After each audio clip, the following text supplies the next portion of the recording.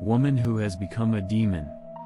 It was the dreary rainy season when I received a call from my friend Takamura. He said, "It's been a while since we last met. I have something I want you to hear." I had lost touch with Takamura, who was in Kyoto for a new job, and we had grown apart halfway through the year, but when I sensed the seriousness of what he wanted me to ask him, I gave him my consent. Before I get into the details, let me give you a brief explanation. Takamura and I went to high school and college together, and looking back on it now, we got along weirdly well, but from the outside, it seemed as if we were out of balance as friends. Takamura was first-rate in every way: good looks, good sense, athleticism, and intelligence. Compared to Takamura, I was an ordinary guy with no talent of my own. We are so different, but we have one thing in common. We like horror stories. Not the psychic ones, as they are commonly known, but the ones about human beings. Not everyone has the same idea, and it may be wrong, but we had this idea: psychic phenomena are not rooted in the mind, but in the heart. We are looking for the insane fear that is hidden in human beings. We are looking for the insanity in human beings. But causally, what I'm about to tell you is a psychic phenomenon. I don't know if it's true. I have no way of knowing for sure, but I'm pretty sure there's something there. This is a bit long, but I'll get to the details. We met for the first time in several years and headed for a tavern without much conversation. We ordered a few expensive drinks to celebrate our first meeting in a while, but for some reason, Takamura was not very enthusiastic. Takamura was not very enthusiastic about the drink. "You liked sake, didn't you?" Takamura chuckled and took a sip, then stopped again. Seeing Takamura so different from before, he thought a little sadly, "I guess people change when the environment changes." As the conversation became more and more broken and there was more silence, I noticed Takamura's behavior. I was pleased to see that he had not changed, so I teased him by saying, "You pervert, you haven't changed at all," and then, with a sigh, I said, "I'm sorry. I'm like, maybe I did something I shouldn't have." I wondered, but then Takamura began to talk in small bits and pieces. Takamura went to Kyoto, but life in Kyoto did not suit him, and he seemed to keep making mistakes at work. Living alone in a rough neighborhood, Takamura was under a lot of stress, and the only thing he could do for fun, as mentioned at the beginning of this article, was to read up on horror stories. In the midst of such a dreary life, Takamura came up with an idea. "I want to experience human madness." Looking back, Takamura said he must have been broken somewhere. The answer Takamura came up with after much thought was to take advantage of one of the causes of insanity: jealousy, in other words, to cheat on his wife. Taking advantage of his good looks, he had a number of girlfriends, and he deliberately behaved in such a way that he would be found out. But it didn't work at all. Everyone either left him before they found out about the affair or simply ended it when they did. Still, Takamura did not give up and repeatedly sought relationships with women. In the midst of all this, Takamura met a woman named Yumi, pseudonym. Yumi never left Takamura even after she found out about his affair, and she seemed to really like him. Takamura himself fell in love with Yumi. After that, he cut off all relations with women except Yumi, and with her support, his life and work were going well, and Takamura seemed to have truly overcome his hardships. However, his happiness did not last long. One night, Takamura awoke to find that he was having trouble sleeping. It seems that Yumi had stayed the night to take care of Takamura that day, and they had slept together. The time was 2 a.m., yes, that time of the day known as the Ushitsumari period. Takamura woke up, but his body did not move, as if he was in bondage, and the only thing he could move were his eyes. He was so tired that he did not pay much attention to it and just stared at the ceiling until he was able to fall asleep. After about 10 minutes, Takamura noticed something. He could feel someone walking around the room. There was a bed in the corner of the room, and Takamura, who was sleeping on the wall side, did not seem to notice. If it's a burglar, it's not a good time.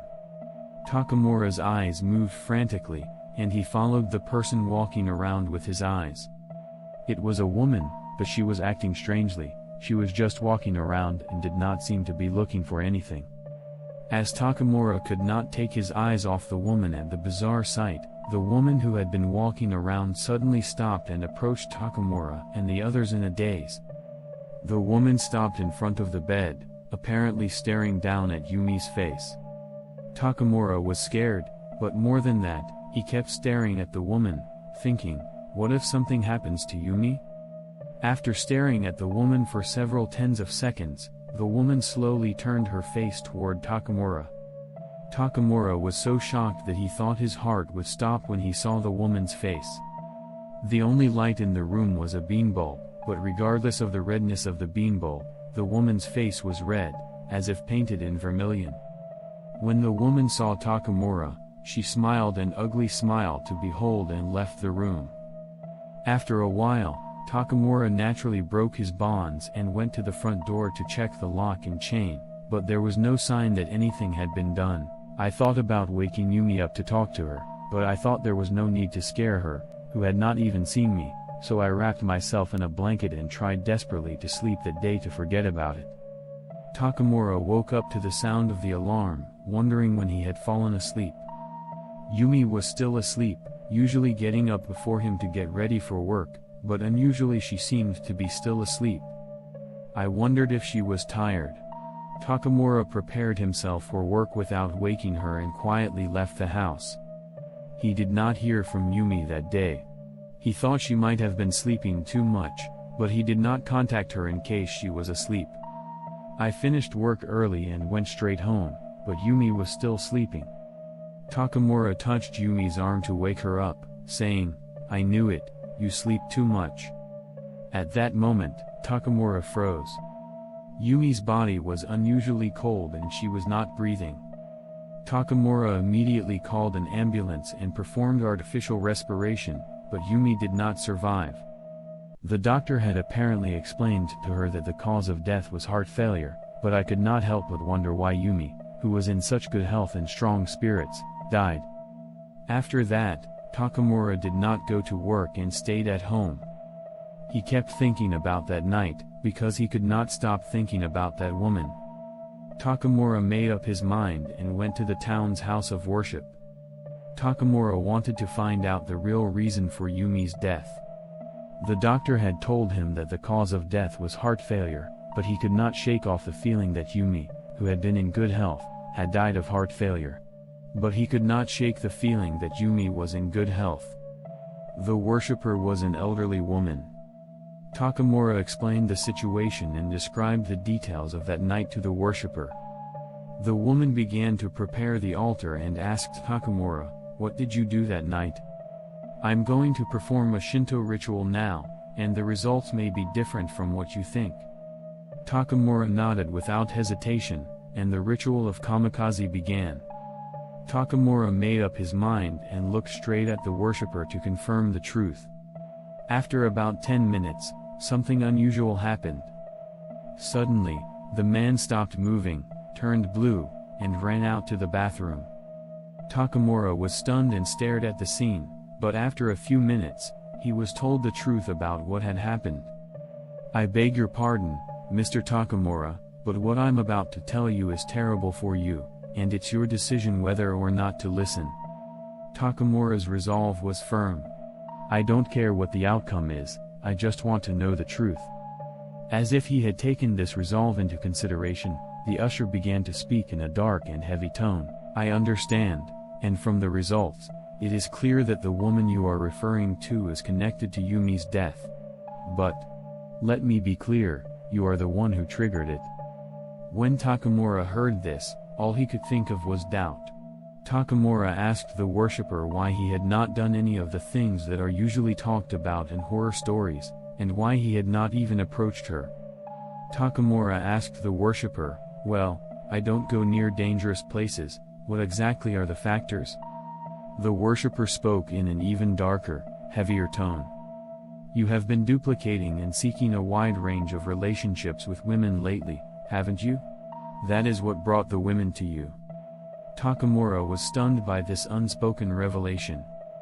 The woman is not the same as the evil spirit that is commonly referred to, but a woman who became a demon in a jealous rage a long time ago, from whom you were attracted. Demon? Takamura was confused. It was only natural for him to be so when he was told that he was experiencing psychic phenomena for the first time and that he was being called a demon. The worshipper told him, "Yes, as far as I can tell." The man who was asked this question said, "Well, as far as I can tell, let me tell you how I came to be a demon. I will tell you the story of why I became a demon from here. I have not been told the background of the period, but it was a long time ago when people believed in and practiced witchcraft. There was an only daughter in a good family. The story goes that the daughter married the second son of the village headman by a certain marriage proposal. At first, they were a couple with a good reputation in the world for being a good and harmonious couple, and they were very happy. They set up a house, but because of the family business, the man commuted to his parents' house to get married. In the beginning, the man came home every day, but as the years passed, he came home less and less frequently, once every 2 days, then once every 3 days. The man said he was busy with work, but in fact he was not. The woman was aware of this, of course, but she was deeply in love with the man and spent her days just waiting for him. However, her hopes were vain, and the man finally did not return. It did not take long for the woman, who was jealous to begin with, to go mad.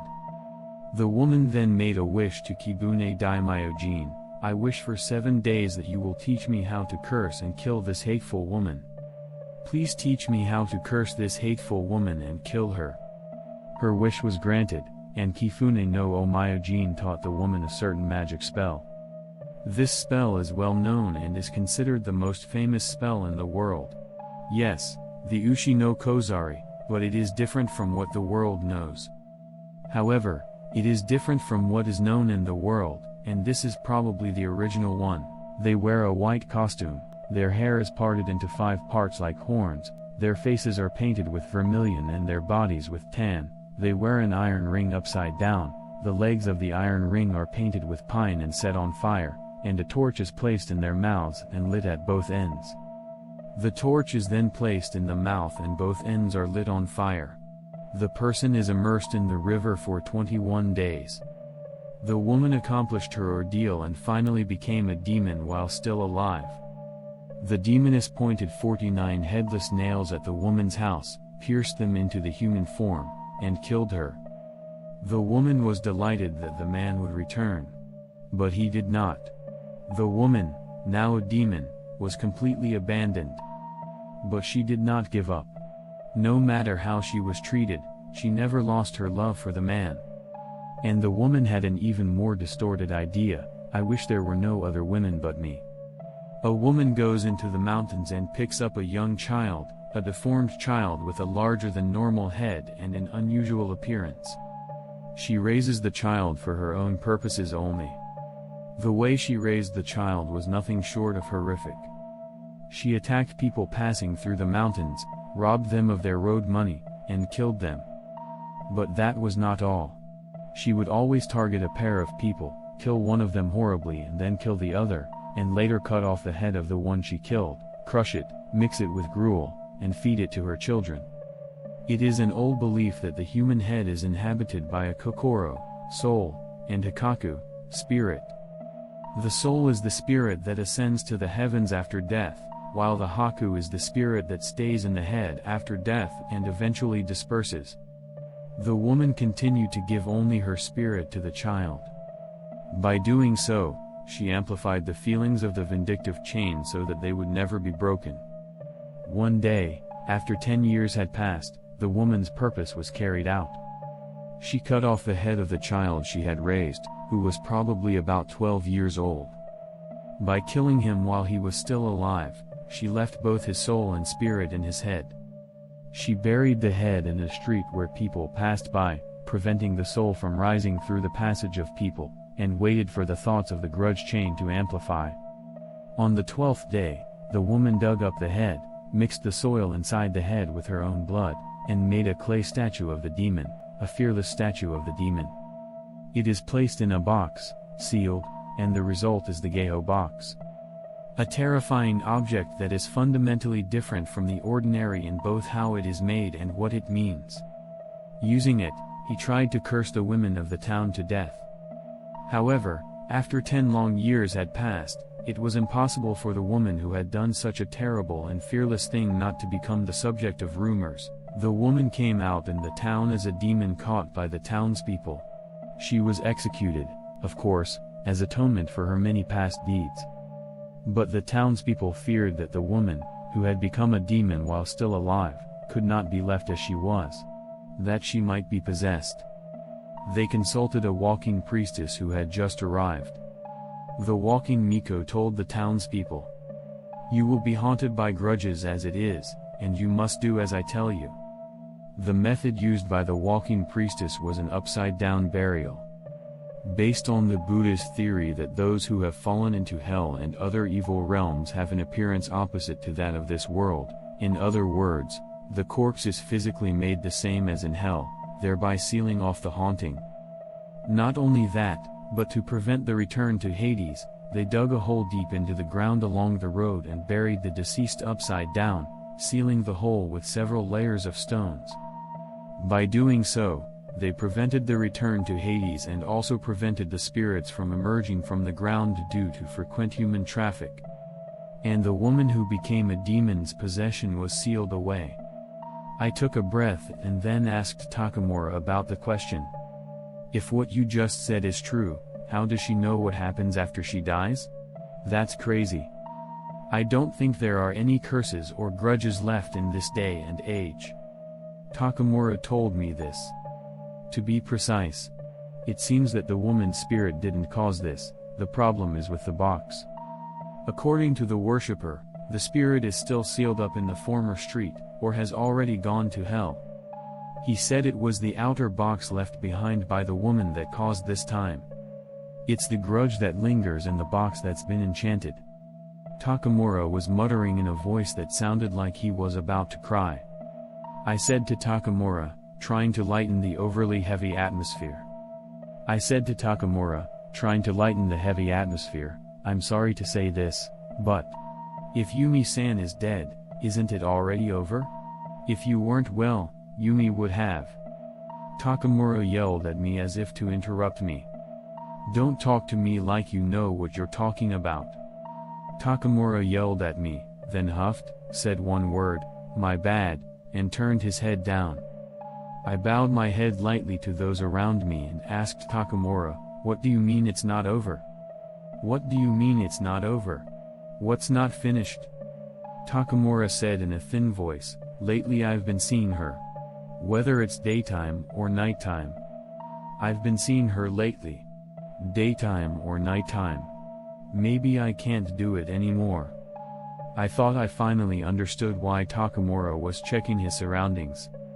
Takamura wasn't looking at the women, he was looking to see if there were any female grudges. I tried to cheer up Takamura with my empty energy.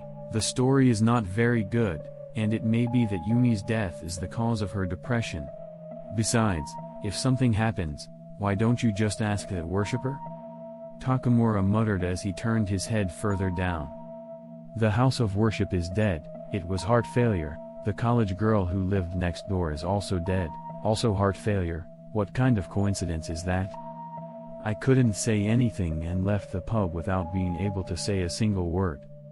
That day was the last time I saw Takamura.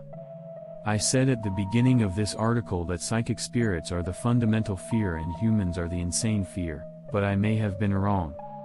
Since psychic spirits are also human beings, the real fundamental fear may be human insanity. And I am deeply afraid of the madness of human beings who can do so much for one man and leave fear in the distant future. To be honest, I don't know if this story is true, I have a very hazy memory of some parts of it, and it could just be that Takamura became neurotic after losing his beloved. But I certainly heard it. Just the day before Takamura's disappearance. A woman's voice laughing like a madman mixed with Takamura's frightened voice on the other end of a phone call that came from Takamura. Takamura's whereabouts remain unknown to this day.